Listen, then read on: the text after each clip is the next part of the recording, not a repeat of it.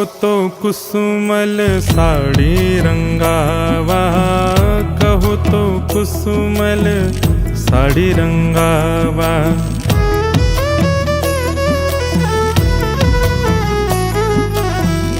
કહો તો કુસુમલ સાડી રંગાવા, કહો તો કુસુમલ સાડી રંગાવા. કહો તો ભગવા ભેશ, કહો તો ભગવા ભેશ. કહો તો મોતિયન માંગ ભરાવા, કહો તો મોતિયન માંગ ભરાવા. કહો છટકાવા કેશ, કહો છટકાવા કેશ વાલા. मैं बैरागन मैं बैरागन ओ बाला.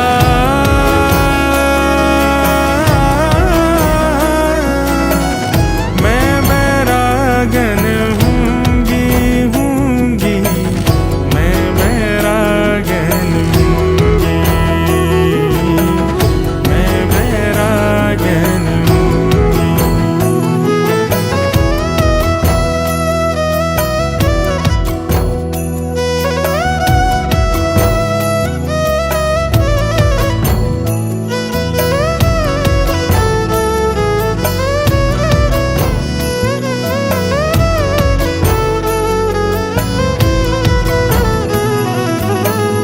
प्राण हमारा वहाँ बसत है, प्राण हमारा वहाँ बसत है.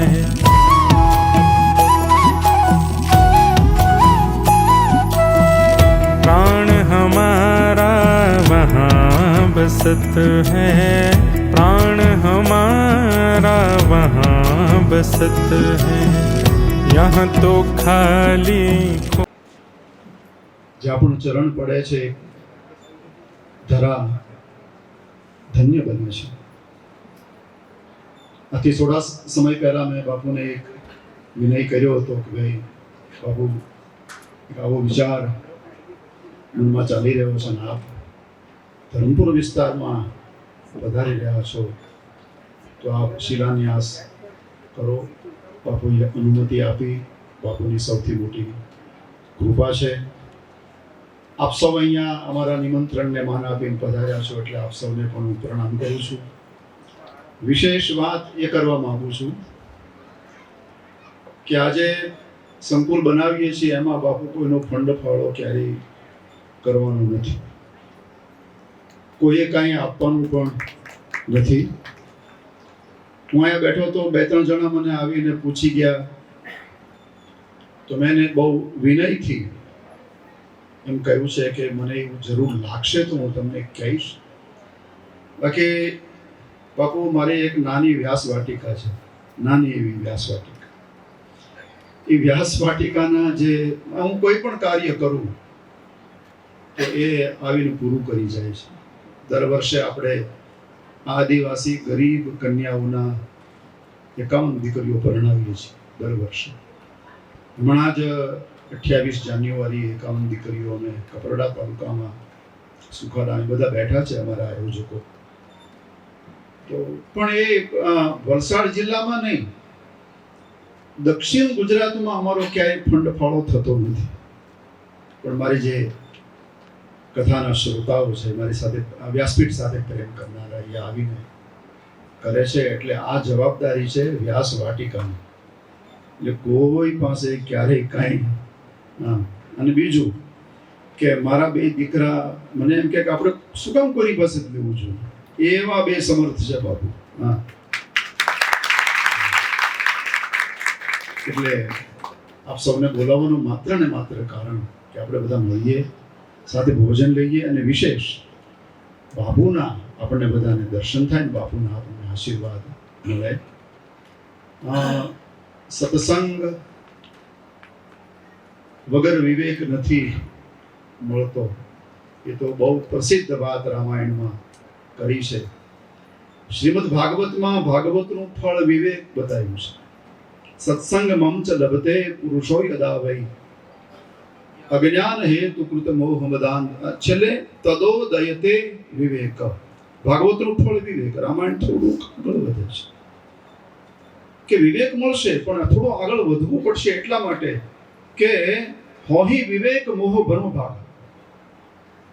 લક્ષ્મણજીએ કહ્યું કે ભાઈ મોહથી ઉત્પન્ન થયેલો જે ભ્રમણાઓ છે એ તો વિવેકથી જ જશે. અને પાછો એક સૂત્ર યાદ આવે લક્ષ્મણજીનું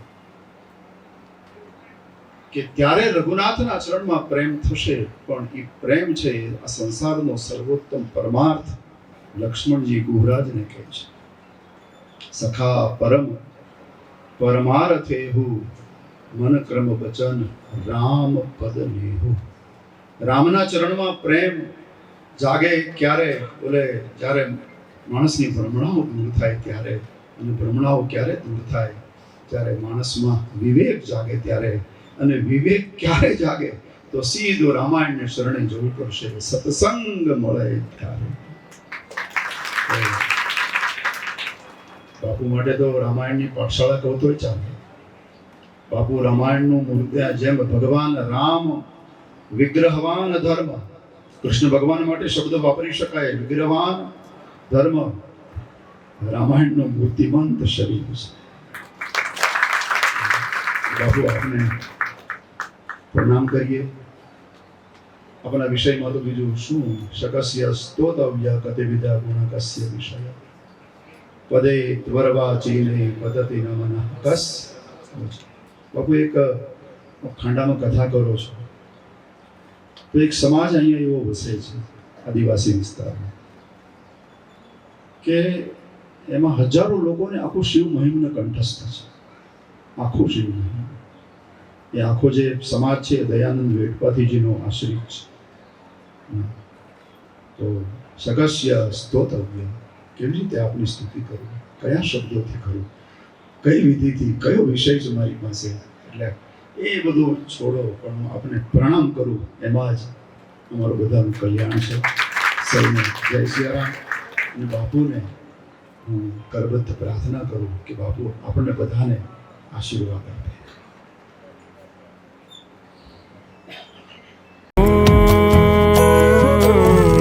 यहाँ तो खाली खून मात पिता परिवार सो.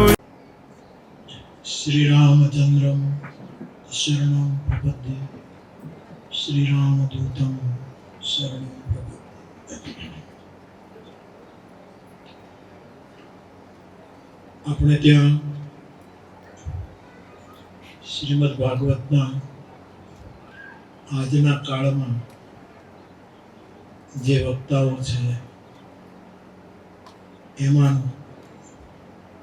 એક બહુ જ વ્યક્તિત્વ, બહુ જ મોટું સફળ અને સુફળ વ્યક્તિત્વ ભાગવત આચાર્ય પૂજ્ય શરદ દાદા,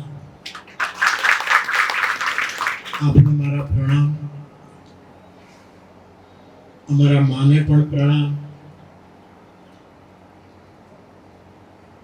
દાદાને માર્ગે ચાલતો ભાઈ આશીષ બહુ સારું ભાગવતનું અધ્યયન કરીને, બહુ વિચારીને વિવેકપૂર્વક એનો મને મન ગૌરવ લઉં છું. પછી દાદાનો બધો જ પરિવાર, આમાં બધા જ કથા કરીશ, કાકાઓ, વડીલો, નાનો દીકરો, ભગવાનની કૃપા છે. તો દાદાએ કીધું 2 છોકરાઓ સંપન્ન છે, પણ દાદા ક્યાં ઓછા સંપન્ન છે. પણ એ રૂપિયા પૈસાની સંપન્નતાઓ નથી કહેતો. આ બધા ભગવાન વેદ વ્યાસના ચરણોમાં પ્રપન્ન છે. સંપન્નતા કરતા પ્રપન્નતાનો મહિમા બહુ જ ઊંચો છે. એટલે હું જ્યારે જ્યારે આ બાજુ આવું એટલે ઘર સમજીને હું અહીંયા આવતો હોઉં છું. ચાય પીતો હોઉં છું, થેપલું ખાઈ લેતો હોઉં છું, જે હોય તે. આમ તો બધું જ ગમે. આમ દાદા તલગાજડાના ભૂભાગની દ્રષ્ટિએ પાડોશી છે. શારીરિક દ્રષ્ટિએ બહુ દૂર છે, ક્યાં ધરમપુર, ક્યાં તલગાજડ, પણ હૃદયની દ્રષ્ટિએ અમે બે બહુ નજીક છીએ. આખો પરિવાર, દાદાનો નાના મોટા છોકરાઓથી લઈને બધા એટલો આદર અને હૃદયનો ભાવ તલગાજરડા તરફ રાખે છે. એના જવાબમાં પ્રણામ સિવાય મારી પાસે કશું નથી. હું આ પરિવારને પ્રણામ કરું છું, માને પ્રણામ કરું છું. દાદાએ એક તો સંકલ્પ કર્યો 5 વર્ષનો કે ભાગવતનો એક એક શ્લોક વિદ્વાન ભાગવત દ્વારા યજ્ઞનું આચાર્યપણું કરી શકે એવા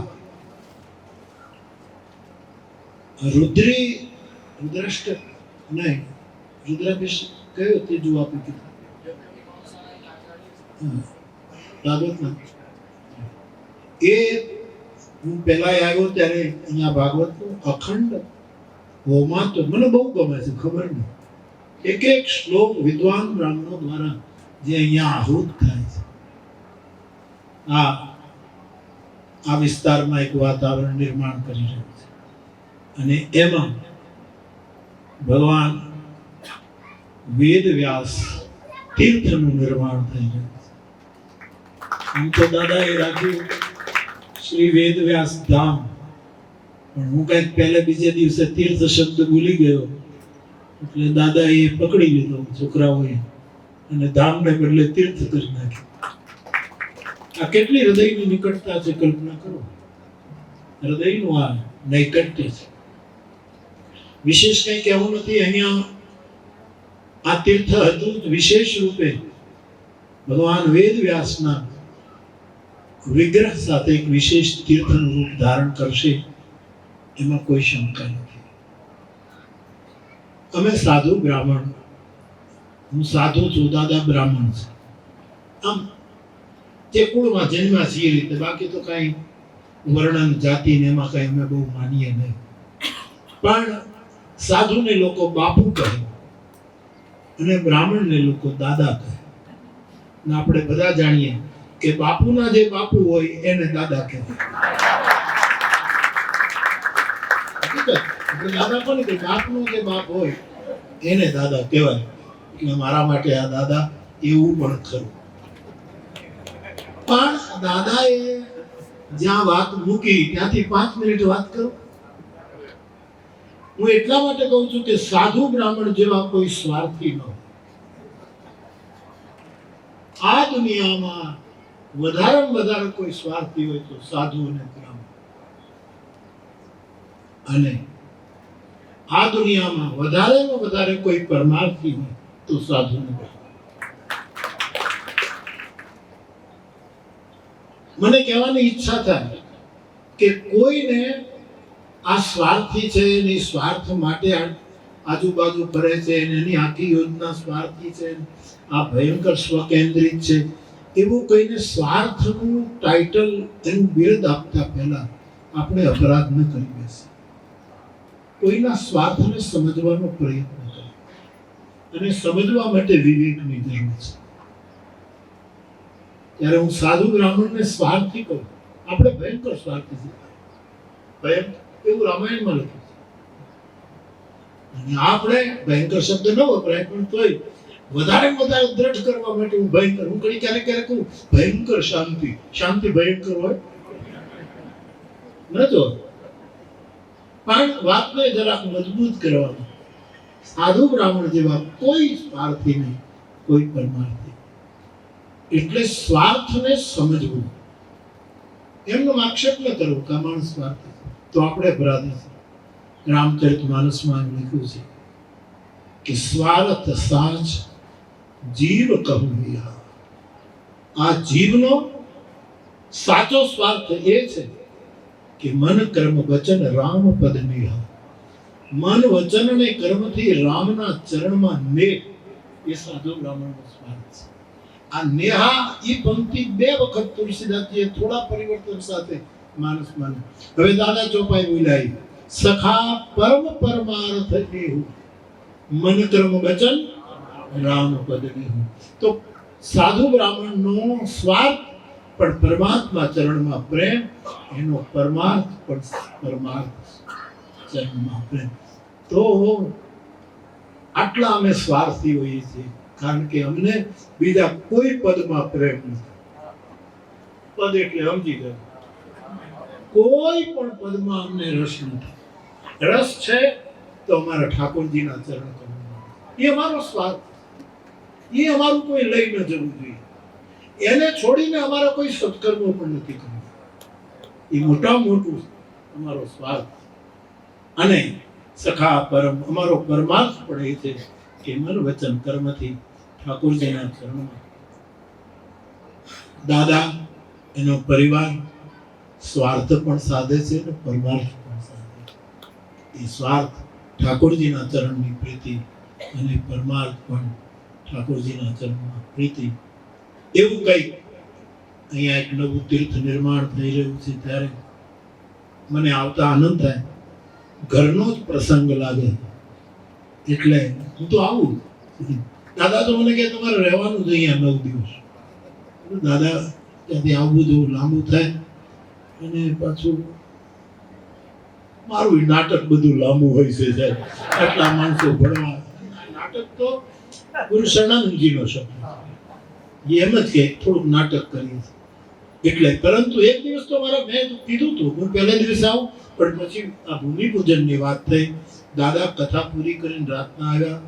કાલે હૈદરાબાદ ત્યાંથી જઈને આવી ગયો પાછો, અને હું આવી શક્યો. આપને તો આનંદ થાય, આપ મારા તરફ અત્યંત હૃદયનો સદભાવ રાખનારા મહાપુરુષો છો, પણ મને બહુ આનંદ. દોનો ઓર પ્રેમ પલતા પ્રેમ તો બધી બાજુ વહેતો હોય છે. એ રીતે એક મારા પરિવારનું કાર્ય છે, એમાં હાજરી આપવા માટે ઉંમરમાં મોટો છું એટલે વડીલ તરીકે આવ્યો છું. ઉંમર બાકી તો દાદા, પણ ઉંમરમાં મોટો છું એટલે આવ્યો છું. અને દાદા, તમે તમારી નાનકડી વ્યાસ વાટિકા એ જ આ બધી સેવા કરશે. બીજા કોઈ પાસેથી કાંઈ પણ લેવાનું નથી. પણ પરિવારના નાના બધા જ જે પરિવારના ઉંમરમાં નાના હોય એ ક્યારેક સત્કાર્ય કરે ત્યારે વડીલ હોય એને કંઈક આપવું જોઈએ. એટલે તુલસી પત્ર તો હું નાખી શકતો. હું તમારી વ્યાસ વાટિકામાંથી બહાર કેમ રહું?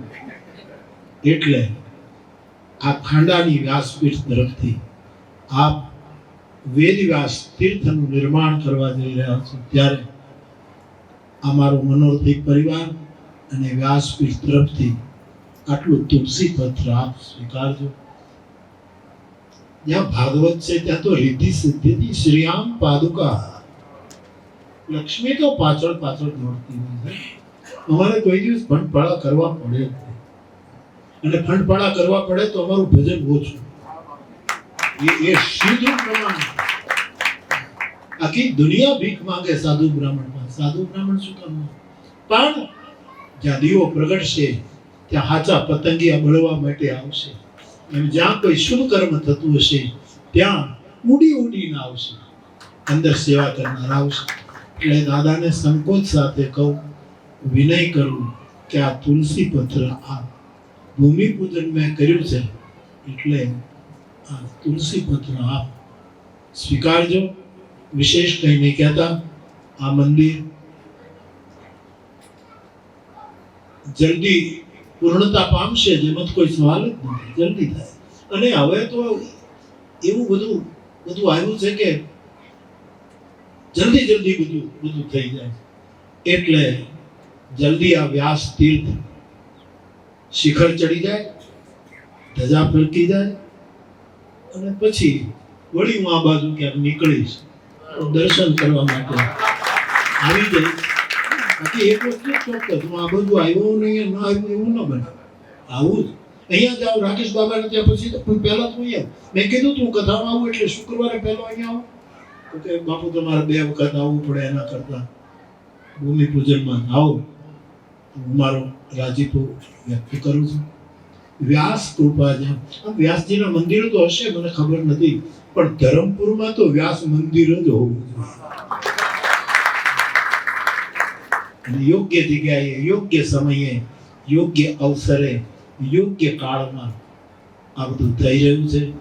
એનો સાધુ તરીકે બહુ જ આનંદ વ્યક્ત કરીને દાદાના આખા પરિવારને પ્રણામ કરીને, આપ સૌને પ્રણામ કરીને, સૌને પ્રણામ. જય સિયારામ.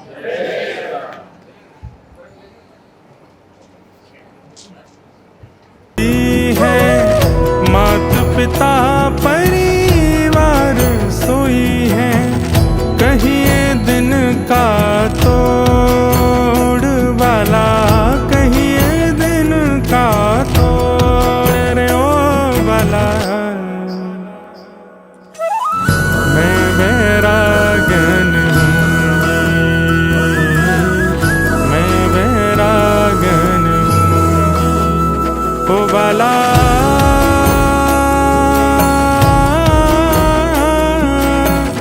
मैं वैरागन हूँगी, मैं वैरागन हूँगी, मैं वैरागन हूँगी, मैं वैरागन